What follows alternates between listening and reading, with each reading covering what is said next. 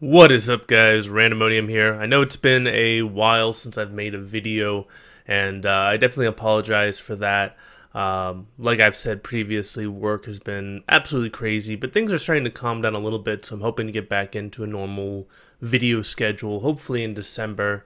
But there will be some more craziness probably in January and February. But after that, I'm expecting that things will be a little bit calmer and I'll be able to do more videos. But I did want to thank everybody for their support so far. We've gone over 2,000 subscribers, and I've noticed a huge increase in the amount of viewers that I've been getting, even though I haven't been posting videos. So for all the people who have been here for a while, thank you very much. And for all the new people who are commenting and who have just subscribed, thank you. I hope that I'll continue to earn your subscription as we move forward. But basically, this video was going to be just kind of like a quick video on what I think of the new runes so far, talking a little bit about some of the lore stuff that's going on, because I do love the League of Legends lore, and then also talking about the LCS, and then finally I'll probably talk about a little bit about like what videos I have planned for the future and what I want to do with Season 8. So quickly, let's go through the runes real fast. So for precision, the keystone level, press the attack, lethal tempo, and fleet footwork. I feel like press the attack is definitely the best out of the three right now for the most number of champions. Most AD carriers are going to go press the attack. Most top laners who are auto attack focused will go press the attack. And I've even seen some junglers who are auto attack focused go press the attack, like Xin Zhao and a couple other divers. Lethal tempo seems to be much more restrictive or selective in who can use it effectively. Mainly these are the champions that can build Runan's Hurricane. Those champions tend to do very well with lethal tempo, but the problem is that attack speed is not as valuable as the increased damage, because most people do not have the micro skills necessary in order to effectively use that attack speed, right? Because if you're playing like an AD carry, you have to be able to orb walk effectively, but if you've got all that extra attack speed, most people cannot click fast enough to make use of that attack speed to get that maximum attack speed while still orb walking. So that's why lethal tempo is not as good as press the attack right now. I'm not really sure what they can do to change that, or if it's just going to be more of a higher level type rune. This might be a rune that's only good for people who are, you know, Diamond Plus, who have those macro abilities. And then fleet footwork, I haven't seen that rune that much in my games. I could see it being useful for some champions. Graves comes to mind. Maybe Ezreal if he doesn't go like Kleptomancy or something like that. But most champions, I'm guessing, who would go for fleet footwork are probably gonna go for press the attack again. If the meta shifts and like poking compositions or sustaining compositions become more prevalent again, I could see fleet footwork coming back into play because it's more of a laning keystone. I would say that press the attack is more of a team fighting keystone or a dueling keystone. So if the laning phase becomes really important and you really need that sustain, then fleet footwork could be useful. The next one down, Overheal, Triumph, and Presence of Mind. Triumph is hands down the best out of all of them. The amount of health you gain and the additional gold is just super useful. The big thing is that it procs on both kills and assists. So like if you're, you know, an AD carrier or something like that, and you get 3 assists, that's, you know, 45% of your missing health and an additional 75 gold. So it's just super useful. Overheal, the big thing with Overheal is that the shield decays really fast. If they make the shield stay longer, or if they made the shield like permanent, like a Bloodthirster shield or something like that, then I could see it being very useful. And then Presence of Mind is just way too situational. I can see it being good on certain high mana champions like Kassadin or Ryze or Cassiopeia, but it's just a very niche kind of rune in my opinion. Next 3 down, the Legend runes, so Alacrity, Tenacity, and Bloodline. I see most people going for Alacrity, the attack speed. Tenacity could be useful for in certain team comps. Like if a team has a lot of CC, I could see Tenacity being very useful, being very cost effective for gold, especially if you're not going to get Merc Treads. And then Bloodline, I don't feel is as useful just because the life steal you can usually get from other sources. And then finally, Coup de Grace, Cut Down, and Last Stand. Most people are going Coup de Grace. I think that's the best or the most general of those keystones. It's the most useful in the most situations. If the team has a lot of tanks, Cut Down could be effective. Last Stand seems super situational. It seems like you would only take it mainly on a lot of like juggernauts. I could see you using it, or maybe like some of the more sustain-oriented divers like Warwick. Last Stand might be useful, but for most champions, it wouldn't be, because if you get that low in your health bar, then you're gonna die anyway. So that's kind of precision in a nutshell. Going back to domination, the keystones are Electrocute, Predator, and Dark Harvest. So Electrocute's kind of like the most general and most effective out of the three. The most amount of champions can use it. It's good for laning phase. It's good for team fighting. It's a very good all-purpose rune. People have been equating it to Thunderlords a lot. It is a bit different than Thunderlords. It's a lot more damage, especially at the lower levels, and it's a longer cooldown. So it's really good for like those level 2, level 3 all-ins, because the damage is a lot higher. So those champions like to run Ignite and like do those level 2, level 3 all-ins. It's very strong. Predator is very useful for some junglers. I would not recommend it taking it in lane right now, just because it's if you take it for laning, then you have less kill pressure than your opponent, who takes a more offensive keystone. It's great if you don't get punished for it, like if you're playing like Aurelion Soul or something like that, and you get some like massive pushing power and you're able to roam or something like that. But I feel like it's more of a jungler keystone, being able to get, you know, that super fast gank off. Like even if like the person wards, the movement speed you get from Predator is so massive that you can actually still make the gank work, even if they have wards down and things like that. So that's kind of like how useful Predator can be on some champions. And then the final one, Dark Harvest.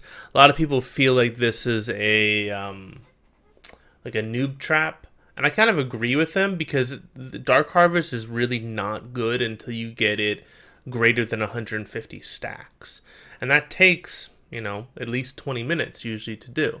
And usually the argument is that, you know, if you're even at 20 minutes, if you're still in the game at 20 minutes with Dark Harvest, then you could have won the game at 20 minutes with a different keystone.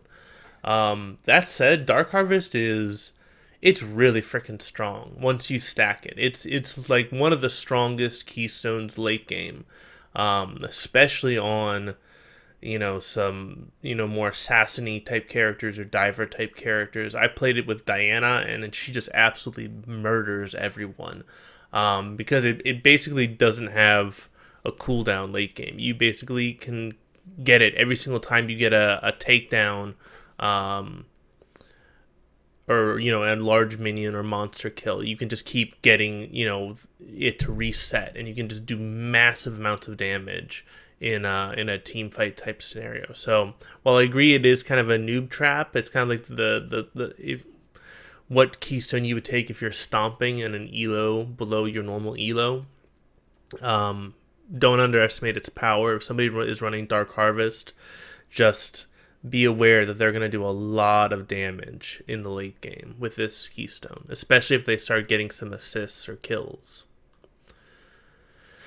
Alright, next three, Cheap Shot, Taste of Blood, and Sudden Impact. Sudden Impact seemed like it's the one that's most commonly taken. For a lot of champions, they can make really good use of it, like Callista, Riven, Diana, a couple others who have a lot of, like, Akali, a lot of dashes like that. Basically gives you, like, permanently the 10 lethality and the 8 magic penetration. Cheap Shot can also be very useful since it's only a 4-second cooldown. So if you slow anyone, you stun anyone, you knock anyone up, you get to have that bonus, true damage on a 4-second cooldown, which is pretty awesome. And I think that this rune has actually really been underutilized by a lot of people. If you've got an ability that slows on a pretty low cooldown, then this is probably more advantageous than the other Keystones. And then Taste of Blood.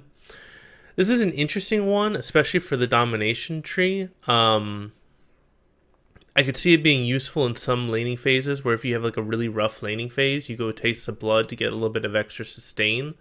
But the sustain isn't amazing or anything like that, and the cooldown is about 20 seconds. So I feel like this one is the one that people are using the least amount. Maybe like 80 carries can use this. But yeah, it's kind of interesting.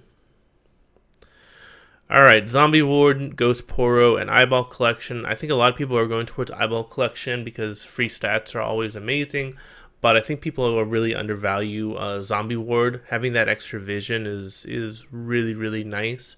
I feel like Ghost Poro is definitely the worst out of all of them. I feel like this could be better if it's scaled, like you could have multiple Ghost Poros, as you went up in levels, perhaps, something like that. I could see it being useful if you could, basically get like an army of Poros, and you could, ward multiple bushes with them as you get up to being a higher level. But you wouldn't want to have that ability early in the game, because pretty much that would mean that you could ward every possible gank path during laning phase. So you need to have some type of scaling component, I think, to Ghost Poro to make it effective. The final one, Ravenous Hunter, Ingenious Hunter, and Relentless Hunter. Relentless Hunter is probably the best for most junglers or roaming mid laners. Ingenious Hunter is very situational depending on what items you build. Like if you build like Tiamat, this affects Tiamat, so you can have a much shorter cooldown on Tiamat.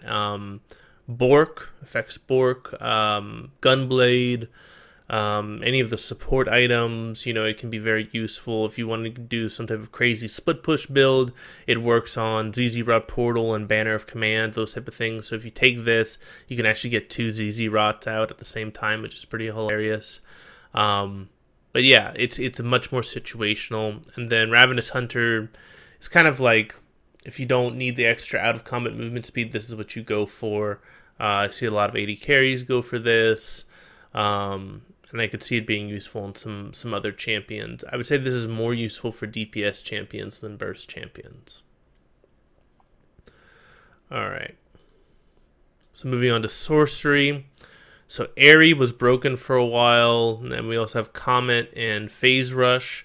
Airy was broken and was nerfed recently. I still think it's pretty good, but it's not as amazing as it was. Comet feels a little bit underwhelming in some cases. But it can be pretty good in other ones. It's just that Airy is just so consistent. Like, it's just consistent extra damage over and over and over again. With Comet, you have to be able to hit it a lot in order for it to be useful. So usually it only works when it's tied to an ability that already slows, like a Malphite Q or an Olaf Q or a Lux Q or E, or a Morgana binding, or a Jhin W, like things like that. Those are the champions that can really benefit from Comet, but most of the time Airy is still better. And then Phase Rush right now feels a bit weak. I think they're going to change this to make it so that everyone can gain benefit of the slow resistance, and if that's possible, it'll be kind of like the go-to for a lot of the DPS mages, like Rise and Cassiopeia and things like that. I would like to have something extra for melees. Like, I understand if you want to give the slow resistance to ranged champions, but I would give the melees something even more, like maybe a reduced cooldown or something. I don't know, because it could be really interesting to see this on Juggernauts and things like that, kind of like the old Storm Raiders. Alright, next three: Nullifying Orb, Mana Flow Band, and Ultimate Hat. A lot of people initially thought Ultimate Hat was super good, and then they realized that the cooldown reduction was multiplicative instead of additive, so you can't get as much out of it as you would expect. It's good for people who don't buy other cooldown reduction, but if you're going like max cooldown reduction and Ultimate Hat, you don't get that much benefit out of it, unfortunately. Mana Flow Band is really great for mana sustain. It's actually really underutilized how much mana regen you get out of it. And then Nullifying Orb is also really good against AP matchups. It's basically like a mini Hex Drinker shield. And if you combine it with Hex Drinker, then it's even, it's obviously it's even better. So this is great if you for like mid lane matchups against somebody who can really, destroy you. Like if you're going up against like a Syndra or maybe a LeBlanc or something like that, somebody who can just combo you before you even have a chance to pop a summoner spell. Next three: Transcendence, Celerity, and Absolute Focus. Transcendence, I think a lot of people got kind of like baited into that. Transcendence is good if you are buying like nothing but CDR items. If you're getting up to like, 60-80% CDR through your items, Transcendence can be really good. It can start being really cost effective, but it's not that cost effective if you don't really exceed that CDR cap. Celerity is kind of the one that is good on everybody. It's like it's an extra 4% move speed, which is great. And then any additional movement speed you get AD or AP. It's just good on everybody. There's no champion that Celerity is not good on. And then Absolute Focus, this is a difficult one to use. I feel like this is like kind of actually like a artillery mage style kind of item, or for champions who have a lot of sustain, who can stay above that 70% health margin. But most champions are not going to make great use of this, so that the Celerity is going to be better for them than Absolute Focus in most cases. And then the final ones, we got Scorch, Water Walking, and Gathering Storm. So Water Walking is great for supports and for junglers. It's also great for roaming mid laners, and it basically gives you just free stats whenever you have a Drake fight or a Baron fight, which, it can be very useful. Even though you don't get it while you're in lane, having those extra stats for Baron and Drake it cannot be overstated how valuable that is. So I think that a lot of people are underestimating how good Water Walking can be for those instances alone.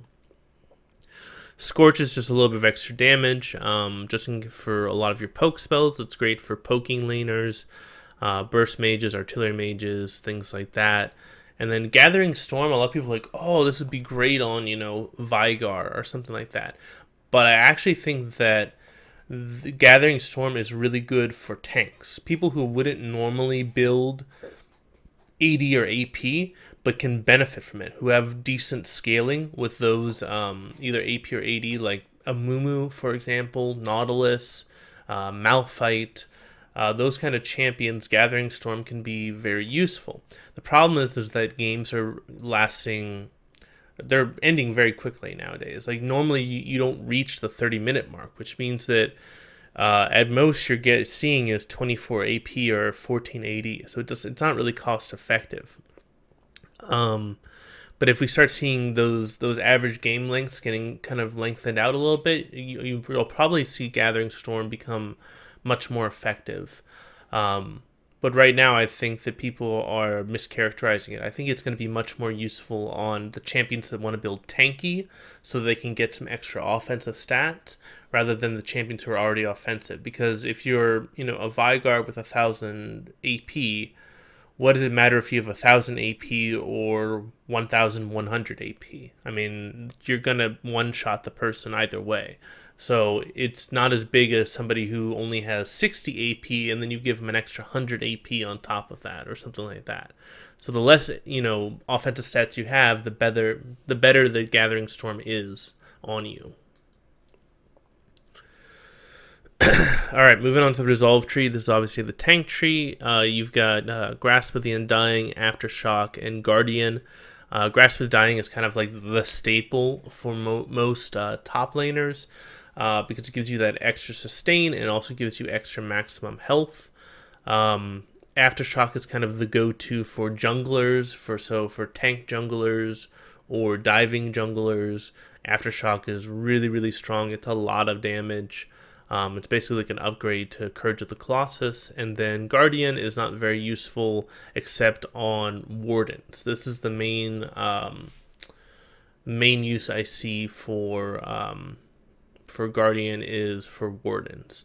And the main reason for that is that it's based off of bonus health, so enchanters can't really make good use of it.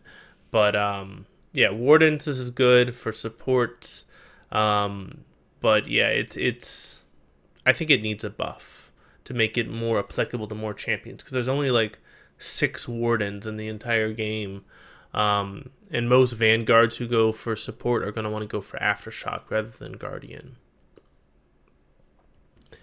Next down, we've got Unflinching, Demolish, and Font of Life. I really love Demolish. It's great for tank top laners or bruiser top laners.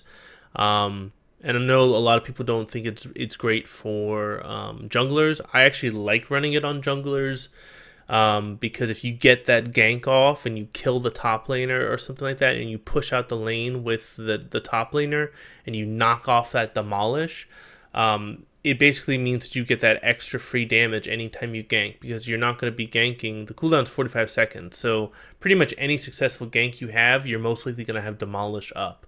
So I actually really like it on junglers. I know some people will disagree with me on that, but I think that Demolish, if you have multiple Demolishes, it gets kind of scary how fast you can take down a tower.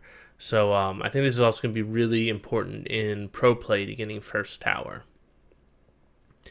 Unflinching, this is going to be very useful for those champions who are going to need to use a summoner spell to get into range. So I could see junglers using it for smite, for either blue smite or red smite. I believe it procs on both of those. If you have a support who needs to flash to engage, it could be very useful because you get that extra tenacity and slow resistance. That's probably it. I mean, I could see it potentially being like okay on some more offensive champions, but those champions are most likely not going to go into the resolve tree anyway, so maybe it wouldn't be that useful. And then the last one, Font of Life. This is kind of like a mini Stoneborn Pact, I believe was what it was called. And this is actually really good. I think the reason why a lot of people don't favor this keystone is that it's very passive. You don't really get to see how much it's influencing the game. But if you have somebody that can consistently, CC an opponent, you can get a lot of sustain off of this for your team. So definitely don't undervalue Font of Life. For the next round, we got Iron Skin, Mirror Shell, and Conditioning. So Conditioning is kind of the one that is like the go-to for junglers. Most laners are probably going to go for either Iron Skin or Mirror Shell. Obviously, if you have an AD matchup, you're going to go for Iron Skin. If you have an AP matchup, you're going to go for Mirror Shell. So that's kind of it. It's either you're a laner or you're a jungler. If you go Conditioning as a laner, that's ballsy, right? Because 10 minutes is a long time. It's a long time to be in the laning phase. So yeah, it's a gamble if you want to go for it. If you think you can survive without that additional magic resist or armor, you can go for it, but it's definitely a risk. And finally, at the bottom, we've got Overgrowth, Revitalize, and Second Wind. Second Wind is actually amazing. It's really, really good. This ability can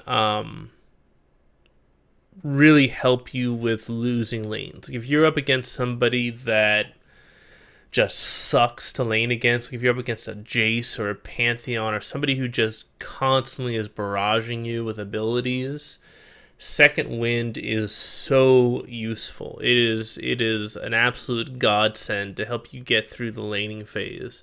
So I've been taking this a lot on a lot of champions. If I'm in a bad matchup, I always take Second Wind and, you know, grab Adorned Shield and just try and survive if I think I can outscale them. Revitalize is very situational, just depending on who your teammates are and what champion you are. And then Overgrowth is kind of like the rune that's good on everybody. Like if you don't need to go for Second Wind, Overgrowth is probably what you're going to go for. And most junglers are going to go for Overgrowth because it's just free stats for them. Okay, and finally the inspiration tree. So we've got Unsealed Spellbook, Glacial Augment, and Kleptomancy. Kleptomancy is obviously really awesome on a lot of champions. It's kind of amazing how much gold you can get from it. It seems like they've toned down the drop rates in the most recent patch. I don't remember seeing anything in the patch notes about that, but my experience has been that Kleptomancy has definitely been nerfed. Unsealed Spellbook, I haven't seen anybody use it effectively yet. Maybe it's broken, maybe not, but I haven't seen anybody use it very well. I think the thing that people are not taking into account is that your summoner spell cooldowns are reduced by 25%.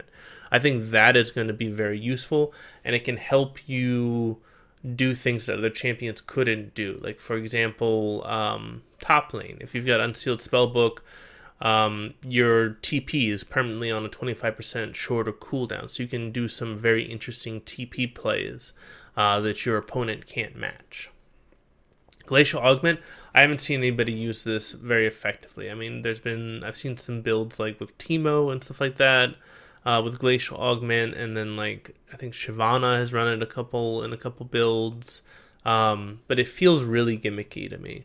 I feel like they need to change something about it. I don't know what needs to change or how it needs to be buffed, but it feels way too gimmicky right now to be effective on a lot of champions. Alright, Hextech Flash Traption. This one's kind of interesting. So the most common way that this is being used is for bush baits, essentially. It basically gives you that extra range when you're coming out of a bush, like if you're like an Alistar or something like that. You know, I've seen, I think, Rengar use it before. So yeah, it's kind of interesting. I also think it can be interesting for certain junglers to allow you to come from very interesting gank paths that wouldn't be otherwise accessible. For example, you can come over the Raptor Pit without having to blow your flash or blow one of your gap closing abilities. So it can be very useful, but it feels very situational. Biscuit Delivery is absolutely amazing. If you combine Biscuit Delivery with Second Wind, it pretty much negates the ability of somebody to really bully you out of lane. It just gives you so much sustain in order to just survive.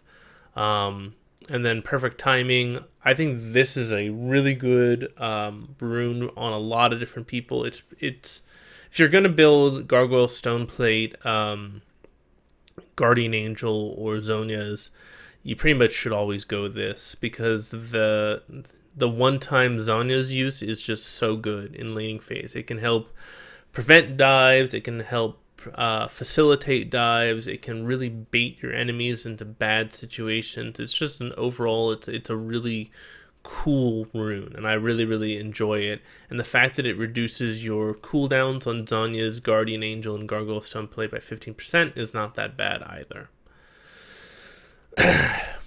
Next up, Magical Footwear, Futures Market, and Minion Dematerializer. Magical Footwear is probably the best out of the three, in my opinion. It's not good for, I would say junglers probably are going to be least likely to take it because most junglers are going to want to get boots before 10 minutes. That said, Magical Footwear is really good on a lot of kiting champions because it gives you an additional 10 movement speed and allows you to upgrade to boots 2 for 50 gold less. So not only is it a free 300 gold at 10 minutes, but you get boots that are faster than any other boots that anyone can buy. So it gives you that additional movement speed, allows you to kite a lot more effectively. I've been running it on Ashe a little bit, and it's kind of fun to be able to just out-kite people with Magical Footwear. Futures market, this is very situational. And if you take futures market, you need to just be aware of where your item breakpoints are and adjust accordingly. It can be very useful if you use it to abuse your lane opponent, so that basically you trade with your lane opponent when you can back and complete an item, and if they have to back as well, they won't be able to complete an item. That's where it becomes really, really good. So you trade with your opponent when you can complete your first item, and you force them to recall, and they come back to lane with just components of an item, and you have a completed item, and then you have this massive power spike that your opponent doesn't have. If you're not using it for those reasons, it's not that good. The champion that I thought of immediately when it came to this was actually Victor, because it allows him to get to that 1250 item for his Hex core upgrade. But there aren't that many champions that I think could really abuse it, and I don't think that most people have enough knowledge to really abuse how good Futures Market can be.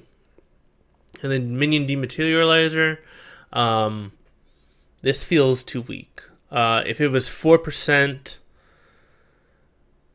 every single time for a minion, instead of 4% plus 1 for each additional minion of that type, then I think it would be really good. It could be really good for helping you clear cannon waves really fast, or even if it's like 2 or 3% per additional time you use it against a minion.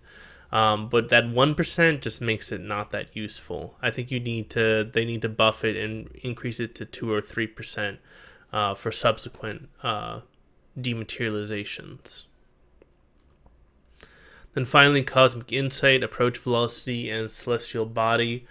Celestial Body is great for if you're in one of those really bad matchups and you just need that extra 100 health and you're not going to try and trade with them, and you're just trying to survive out the laning phase, like say if you're a Nasus or something like that.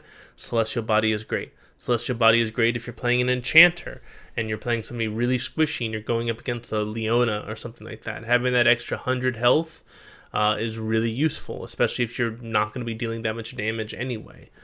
Cosmic Insight is just kind of good on anyone who does CDR or items. It's just good. It's just an extra 5% everything. So it's kind of like your staple that anybody can use, but may not be the best option situationally. And then I think that Approach Velocity is a keystone that a lot of people are undervaluing. It's really good. 10% movement speed against anybody who's movement impaired is really freaking good. It can be really useful on a lot of champions. Like Ashe comes to mind. Any champion that builds Frozen Mallet, like Gnar, or who's got consistent slows, anybody who builds Rylai's, it's really useful. That 10% movement speed is a lot, and I think a lot of people are undervaluing Approach Velocity as a rune. So that's pretty much it. Those are all the runes. I tried to do that as fast as possible, but I know that even that took quite a while. So I appreciate it for you guys sticking around for that. We'll try and go through the lore a little bit faster and going into the LCS. So recently they posted new lore for Varus, and I know a lot of people are talking about it. And they tried something really new with it, where they tried different media. They did a comic, then they did a music video, and then they did a story. And I really enjoyed it. I really liked it. I hope that they continue doing this kind of stuff in the future with different types of content, and putting little like clues. Like the problem with a lot of text-based lore is that it's hard to hide clues in the lore, and that's something that I really enjoy, like searching for, is those little subtleties that maybe other people will miss. And if you have comics or you have other visual media, you can put things in the background that maybe like the casual observer wouldn't see, but that other people can pick up on, and they can, you can do videos on it. Like I would love to do lore videos, but it gets kind of hard to do lore videos a lot of times because, there's not a lot of secrets. So yeah, I'm hoping that they do more of this kind of stuff in the future. I know a lot of people are talking about Varus. Oh, he's gay now, blah, blah, blah, blah. I don't really care about that. Actually the biggest thing that I'm kind of interested about is there's precedent in a lot of other countries that there are a lot of countries where homosexuality is illegal.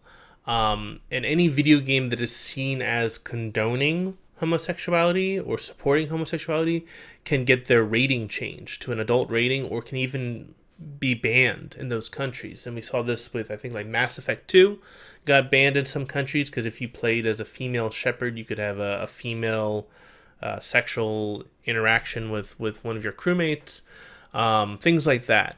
So it's going to be very interesting to see if there's any blowback from a legal perspective for League of Legends in certain countries that are maybe not very open to homosexuals. So yeah, it's going to be really interesting to see if anybody, files a lawsuit as a result of this or something like that. But besides that, don't really care too much. What I am more interested in is that the Varus lore confirmed that there are 5 Darkin. They confirmed that the Darkin are not from this world. It's not from this dimension. That they're kind of similar to the Void creatures, where they come from some other dimension. And they kind of hinted that the Rune Wars are what is causing all this stuff. So that my current theory right now is that the runes protected the world from outside dimensions, and when the Rune Wars happened, it weakened the magic of the runes that were protecting the planet enough that the other dimensions could kind of start invading into the dimension where League of Legends is located. So now you're starting to see the Void creatures, you're seeing the Darkened creatures, and it's kind of all building up to some type of invasion type event in the lore where, basically the Void creatures will invade, the Darken will invade. And it also kind of hinted that there's way more than 5 Darken, but there's only 5 Darken that are in the world currently. So it's going to be kind of interesting to see what happens with those Darken characters. But obviously we know of 3 Darken right now: Varus, Aatrox, and Kayn. And it's looking like, 5 Darken, 5 roles, so it's most likely going to be 1 Darken per role. You've got Aatrox in top lane, Kayn in the jungle, Varus is AD carry, and in Varus' story, he talks about trying to find his sister. So the only 2 options left are mid lane or support, and since it's Varus who's looking for his sister, my guess is that it's most likely a supportive Darken that is most likely going to be released next. And if you also look at like the different type of attributes that the Darken have, they're usually tied to some type of Horseman of the Apocalypse or some type of plague, things like that. So you've got Wrath, Vengeance, War. So I think the one that is most likely next is Pestilence, some type of Pestilence Darken, which makes sense. You would have some type of dot mage, supportive like champion, or either a dot mage that's a mid laner or a dot mage that's a supportive champion. That's my guess. It's going to be some type of Pestilence based Darken champion that's going to be released sometime in the next year. So yeah, that's kind of my take on the lore so far. I would love to do more lore videos in the future, but they take a lot of time. They take a lot of time to make because you really have to do a lot of research and really kind of cover all your bases. And I haven't seen a lot of interest from people in the past in those lore videos that are not near as popular as my other videos. So if you guys are interested in me doing lore videos, I need you guys to speak up, because if I don't get a lot of people saying they want it, then I'm not going to do it. I'm going to focus on other areas. But maybe once we get a little bit more lore into League of Legends, maybe I'll do kind of like a massive lore video kind of talking about all the lore of League of Legends, or focusing maybe on a specific area in the world. So that brings us to the final topic we're going to talk about, which is the LCS. I'm going to talk about both EU and NA LCS for Season 8. I'm going to talk about EU first because I don't have as much information on EU as I do on NA. We really haven't figured out what's going to happen, if they're going to be changing the format at all. I haven't seen any news on that yet. So I'm assuming that the format's staying the same. Obviously, they're still doing the relegation system.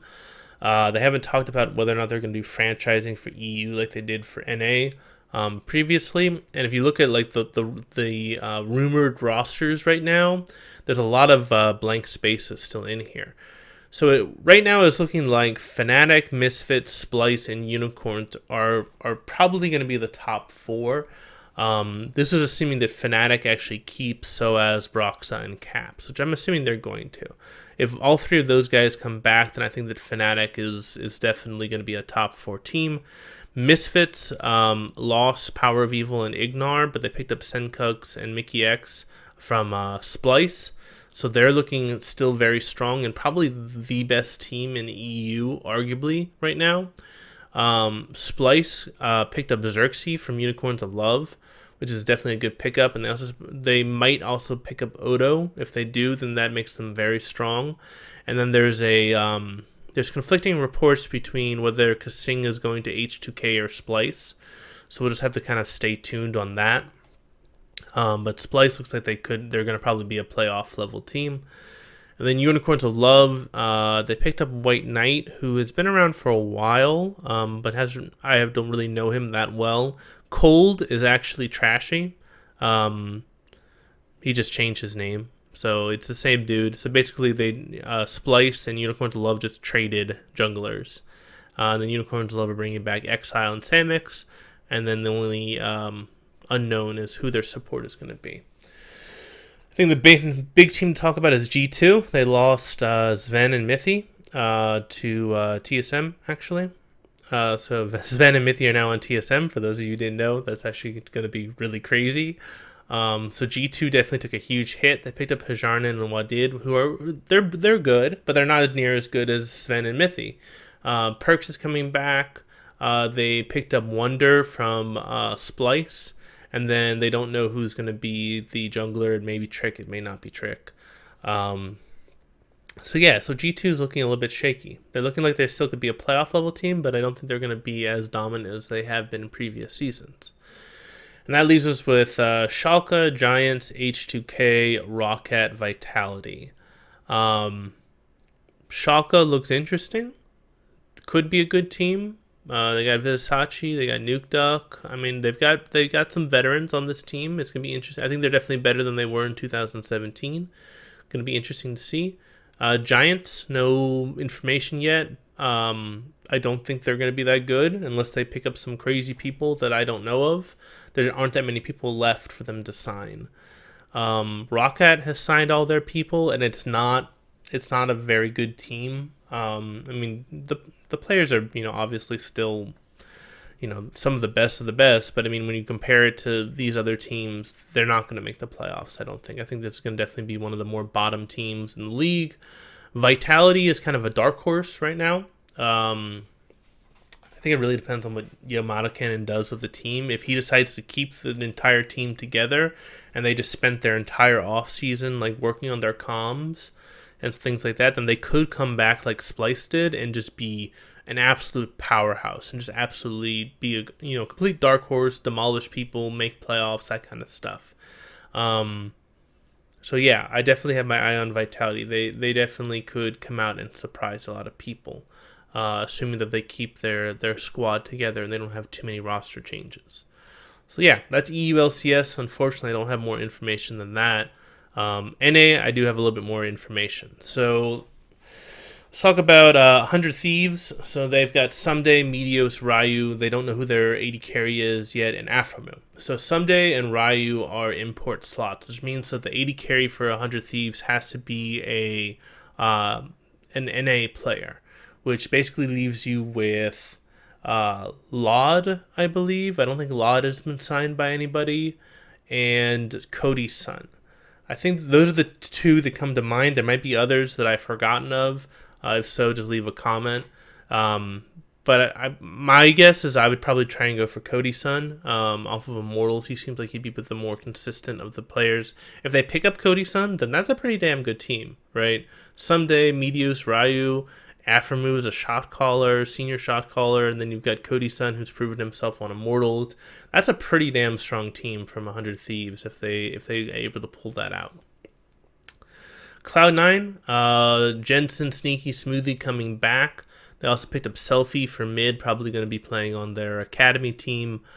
They picked up Licorice for top lane. They lost Impact, and they have Svenskeren and Wiggly as their junglers. I'm actually curious to see who's going to be the starter, whether it's going to be Svenskeren or Wiggly. Because Wiggly is, for those who don't know, he actually was number 1 in NA on the challenger scene, and he's kind of one of these new guard kind of style junglers that think of the game in a more Korean way of looking at things. They definitely see things that a lot of other junglers don't have. So it's gonna be really interesting to see if who gets that starting spot. Obviously, Svenskeren has proven himself over the years, but I felt like he was pretty lackluster on TSM. So it's gonna be interesting to see who's gonna be the starter for Cloud9 in the jungle spot. But overall, Cloud9, they look strong. I think the biggest question mark is going to be their top lane. Obviously, not having Impact up there, it's going to be hard because they like to be more mids focused, let Jensen carry from the mid lane, and if their top laner needs more help, then it's a different team, it's a different style. So it's going to be interesting to see how Cloud9 adapts to that. For CLG, they picked up Reignover from Team Liquid, and they picked up Biofrost from TSM. So CLG actually looks freakishly strong. A lot of people forgot how good Reignover is, but Reignover is a really, really good jungler, and he was not being utilized very well on Team Liquid. I think CLG is going to utilize him much better, and I think CLG is going to be a really strong team coming into Season 8. Clutch Gaming, just keep in mind that this is all rumored. A lot of this stuff is not finalized. You can actually see up here, it's rumored rosters. It's not the actual verified rosters by the teams. But right now they're rumored to have Solo, Lyra, Febimin, Apollo, and Hakuo. This team doesn't look that bad. Obviously, Lyra, Febimin are going to be the kind of the anchors on the team. I think they're going to be a very mid-centric team, kind of similar to Cloud9. It's going to be a question of whether Solo, Apollo, and Hakuo can hold their own on the side lanes. But yeah, I can see this being kind of a more middle-of-the-pack team. I don't think they're going to be a top team unless, something crazy happens and they, Apollo or Solo just start playing out of their minds. Echo Fox. This is an interesting one. Huni, top lane. Not finalized yet. Dardoch in the jungle, Phoenix, mid lane, Altec, AD carry, and Adrian as support.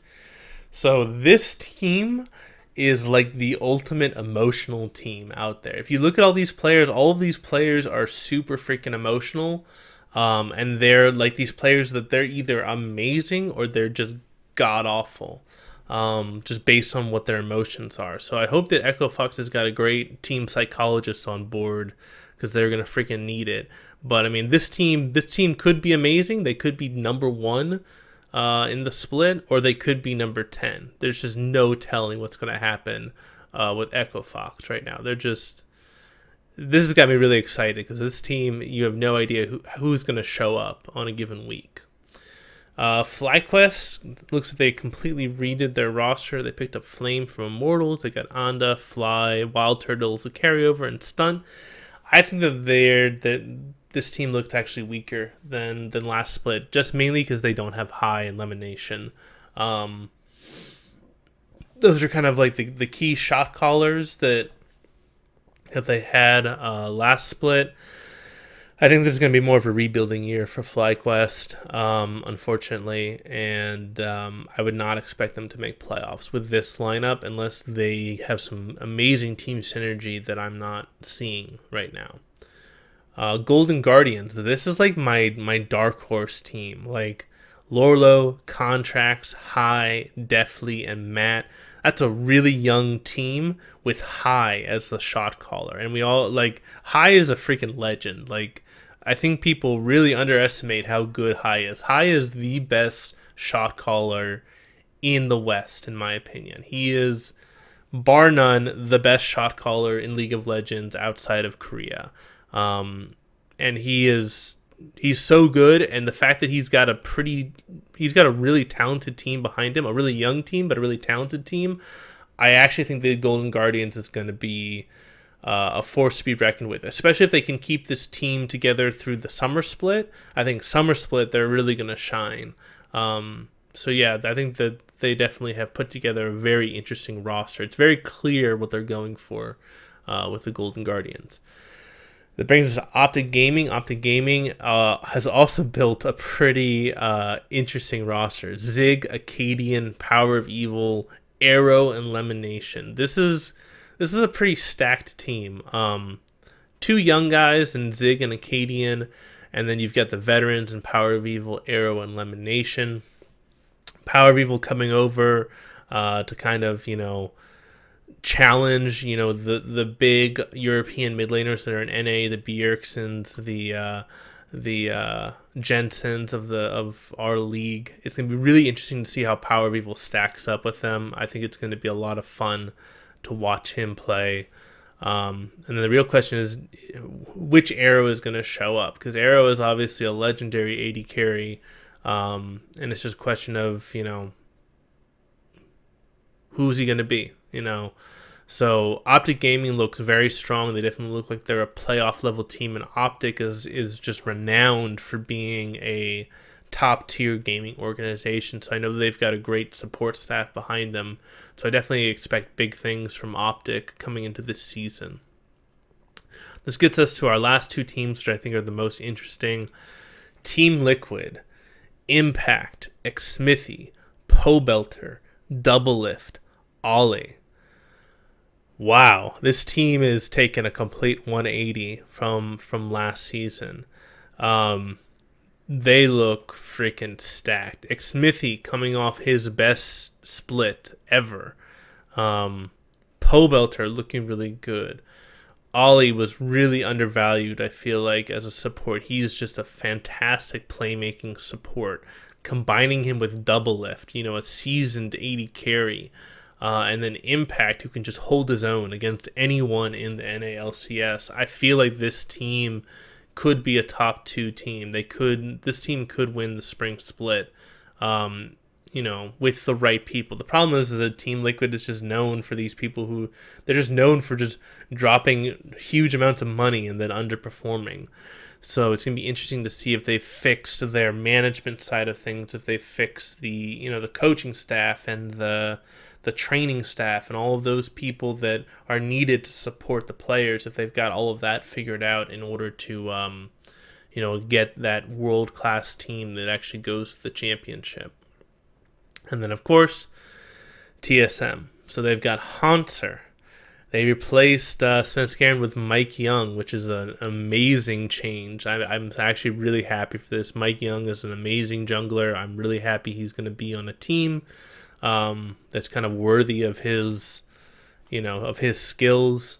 Bjergsen at mid lane still, and then their bot lane, Sven and Mithy, coming over from the EU LCS, now going to be TSM. This is the team that, if TSM doesn't go to Worlds and have an amazing Worlds performance this year with this roster, there's no hope for TSM. I mean, this is the best NA team that I think I've ever seen.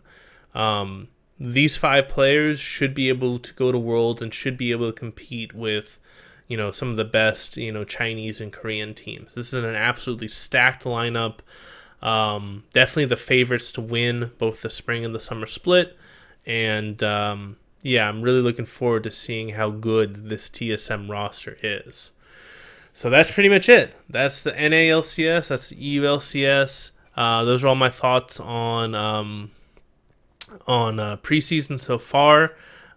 Goal is to get out the updated how to find your ideal playstyle class or playstyle video by the end of the year. So I'll have an updated video for Season 8, since that is my most popular video and the video that most people comment on. So I'm going to try and get you guys an updated version of that video by the end of the year or early January at the latest.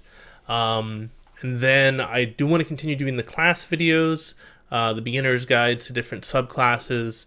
Obviously, we'll be doing Fantasy LCS, assuming that Riot actually updates the Fantasy LCS website this year. I know that it feels like they've been trying to kill Fantasy LCS. And then also, I would like to do some videos that are kind of beginner guides to different roles or corresponding to different tactics. So do like beginner guides to like jungle or ADC, and then also doing beginner guides to like minion wave manipulation or macro rotations, like those big concepts that a lot of people don't really know about when they first get into the game. Try and give people like a beginner's guide to those kind of concepts, because I feel like a lot of new players, they play the game, but they don't really understand what's important in the game. So I'm hoping to do a few more videos on that, but let me know if there's any other topics or any other videos you would like me to make in the future. Thank you guys for all of your support. I hope you all have a fantastic day. This is Randomonium signing off.